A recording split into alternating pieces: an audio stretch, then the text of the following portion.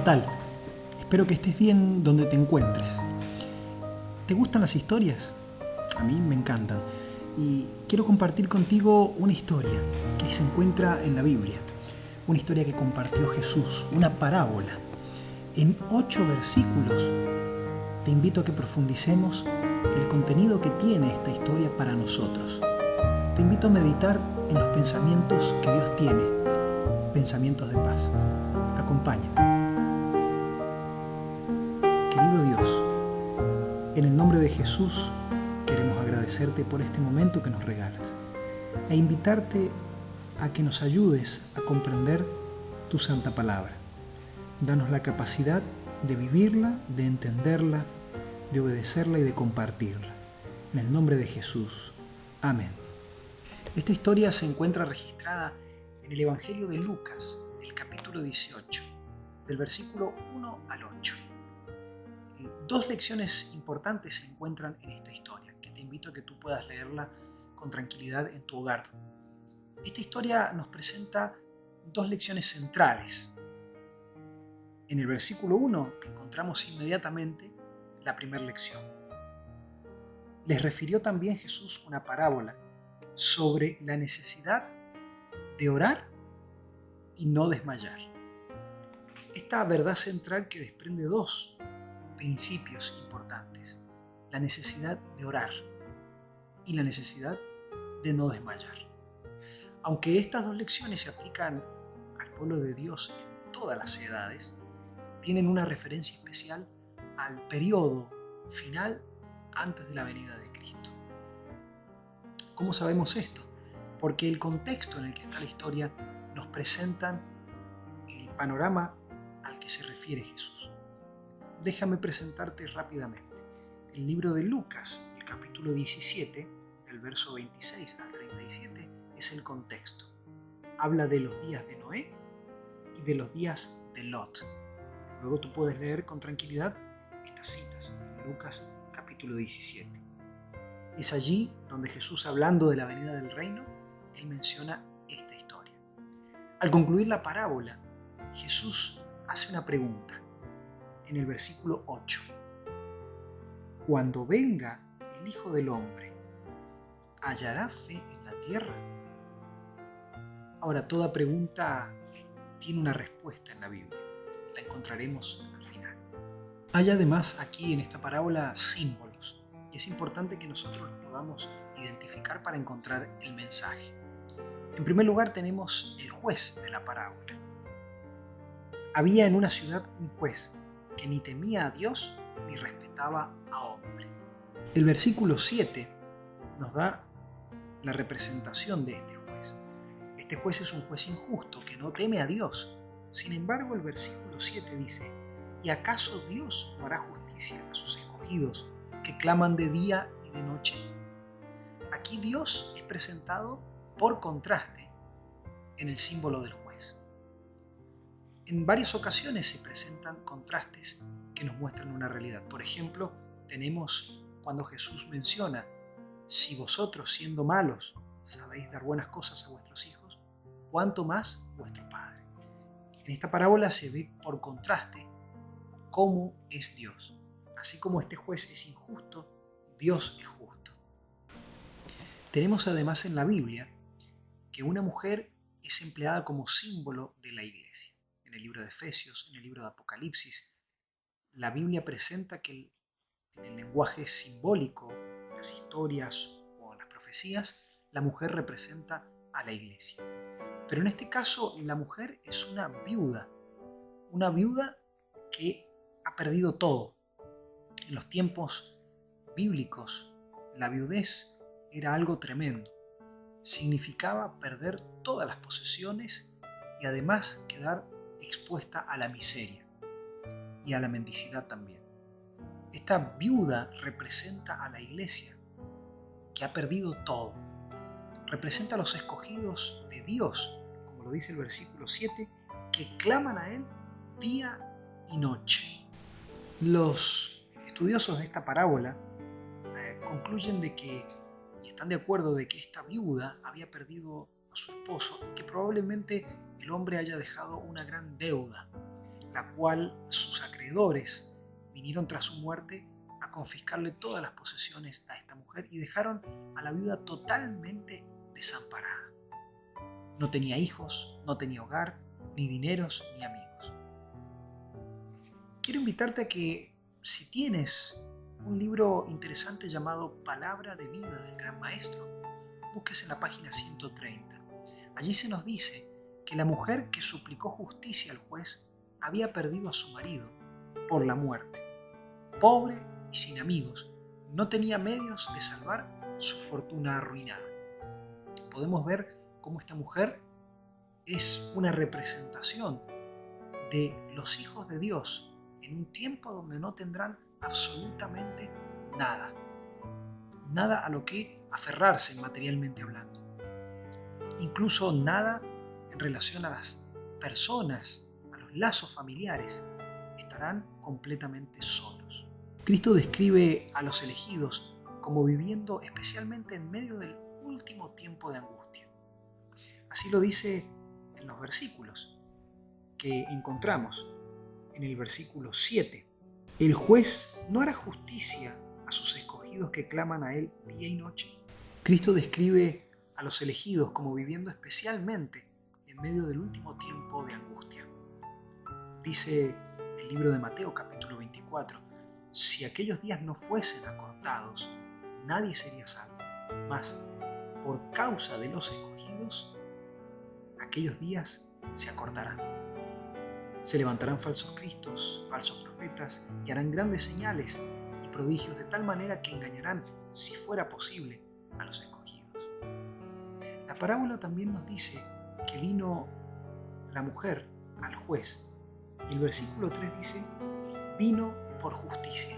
Hazme justicia, decía esta mujer. Hazme justicia de mi adversario. El verbo vino es interesante porque se traduce mejor como continuaba viniendo. El sentido del verbo se ve en el versículo 5, donde dice, no sea que viniendo de continuo me agote la paciencia. El juez estaba cansado de ver a esta mujer. Esta mujer le era molesta porque venía persistentemente, era perseverante, era insistente, no estaba dispuesta a rendirse. Pero hay además un adversario en esta historia. La viuda le pide al juez que le haga justicia de mi adversario. Nosotros conocemos bien que hay un adversario. En 1 de Pedro 5:8 se nos advierte de que debemos ser sobrios y estar muy atentos, pues tenemos un adversario, el diablo, que anda como un león rugiente. También se nos presenta en varias ocasiones al diablo como el adversario. Escucha lo que dice Elena de White. Satanás es su gran adversario. La obra de Satanás como acusador empezó en el cielo. Esta ha sido su obra en la tierra desde la caída del hombre y será su obra en un sentido especial mientras nos acercamos al fin de la historia de este mundo. Ahora, la historia dice que el juez no quiso. En el versículo 4 dice, y él no quiso por algún tiempo. Hubo una demora. El juez demoró en responder a las súplicas de la viuda. Del mismo modo, Dios se demorará en responder a la súplica de sus escogidos.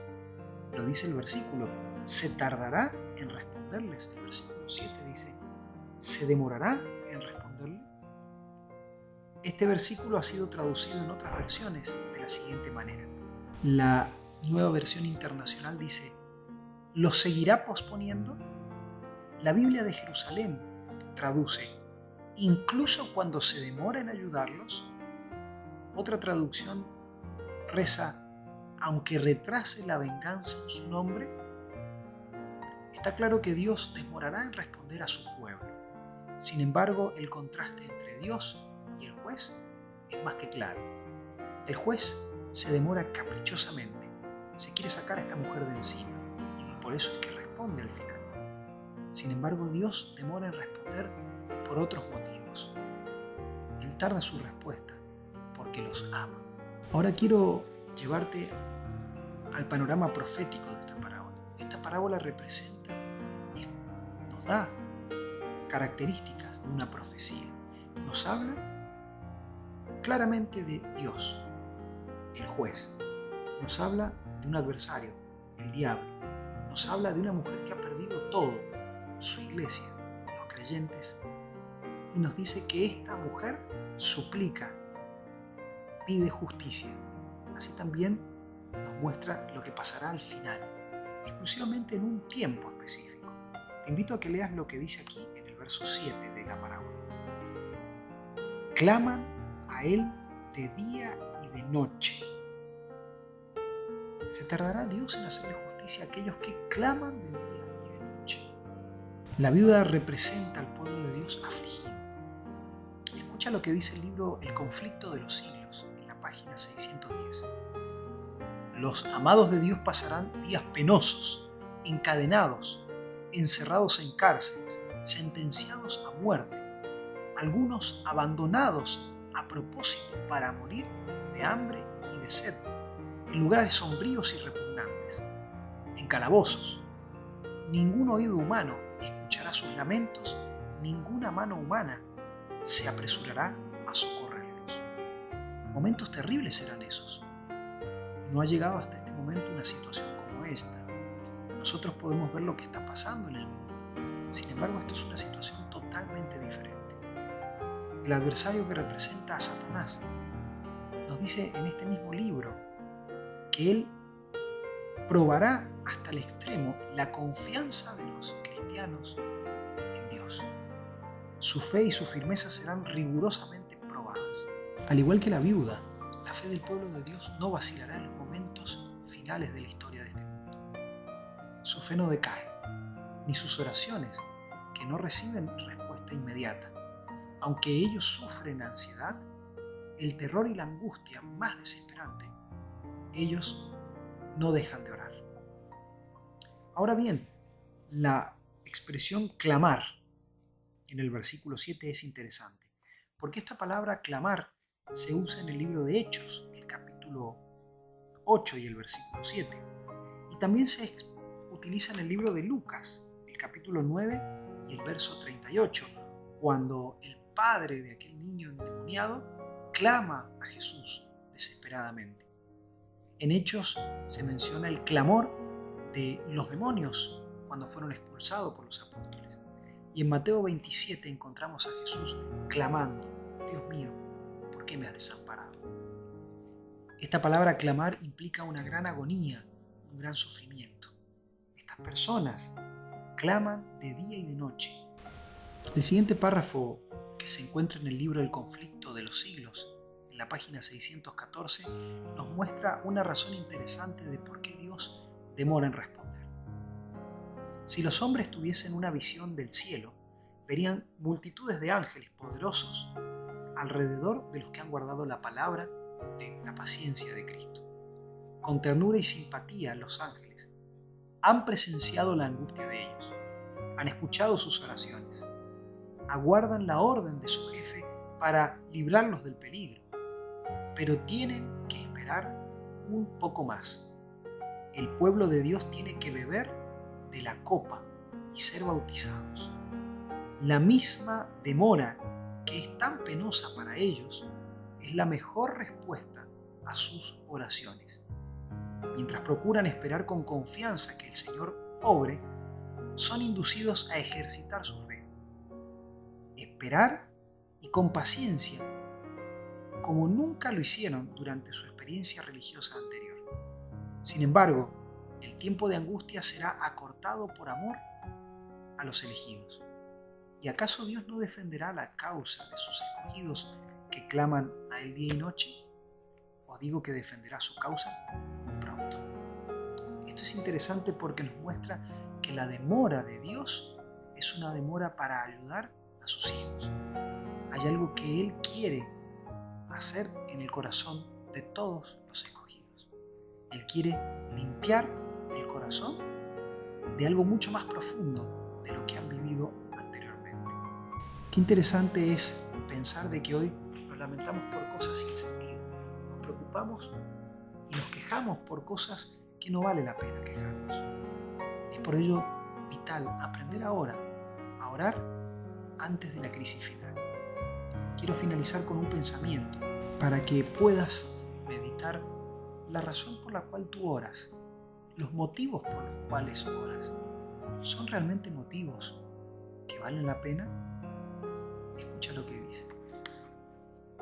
Los tiempos de apuro y angustia que nos esperan requieren una fe capaz de soportar el cansancio, la demora y el hambre. Una fe que no desmaye a pesar de las pruebas más duras. El tiempo de gracia les es concedido a todos a fin de que se preparen para aquel momento. Jacob prevaleció porque fue perseverante y resuelto. Su victoria es prueba evidente del poder de la oración importuna. Todos los que se aferren a las promesas de Dios como lo hizo Él, y que sean tan sinceros como Él lo fue, tendrán tan buen éxito como Él. Los que no están dispuestos a negarse a sí mismos, a luchar desesperadamente ante Dios y orar mucho y con empeño para obtener su bendición, no lo conseguirán. ¿Cuán pocos cristianos saben lo que es luchar con Dios? ¿Cuán pocos son los que jamás suspiraron por Dios con ardor hasta tener como intención todas las facultades del alma? Cuando las olas de indecible desesperación envuelven al suplicante, cuán raro es verle atenerse con fe inquebrantable a las promesas de Dios. Los que solo ejercitan poca fe están en mayor peligro de caer bajo el dominio de los engaños satánicos y del decreto que violentará las conciencias. Y aun en caso de soportar la prueba en el tiempo de angustia, se verán sumidos en mayor aflicción, porque no se habrán acostumbrado a confiar en Dios. Las lecciones de fe que hayan descuidado tendrán que aprenderlas bajo el terrible peso del desaliento. Deberíamos aprender ahora a conocer a Dios, poniendo a prueba sus promesas. Los ángeles toman nota de cada oración ferviente y sincera. Sería mejor sacrificar nuestros propios gustos antes que descuidar la comunión con Dios. La mayor pobreza y la más absoluta abnegación con la aprobación divina valen más que las riquezas, los honores, las comodidades y amistades sin ella. Debemos darnos tiempos para orar. Si nos dejamos absorber por los intereses mundanos, el Señor puede darnos ese tiempo que necesitamos quitándonos nuestros ídolos, ya sean esto oro, casas o tierras feraces. Quiero recordarte, mi querido amigo, mi querida amiga, la oración mueve el brazo de la omnipotencia. ¿Vale la pena orar? Claro que sí. ¿Sabes por qué? Porque Dios tiene para ti pensamientos de paz. Que Dios te bendiga.